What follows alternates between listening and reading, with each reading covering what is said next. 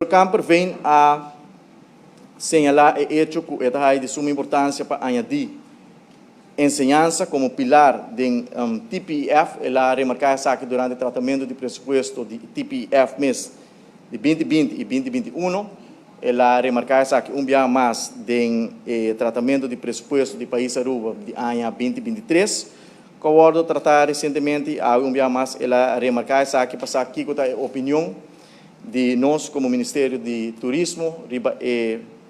remarca aqui a sugerência para incluir essa aqui, mas que seguro nós também discutir essa aqui conjuntamente com o board de TPF e tá algo que nós podemos considerar em quadro de parte de inversão, que está word assim, como não está solamente invertir em projeto não de beautification, pero nós podemos optar também conjuntamente com o board para discutir essa aqui para ver se nós está inversão em lo que o board sugerir. Por exemplo, de equipment para a escola, no caso de escola de maneira APB ou API, com verdade falta de material e tu estudante aqui,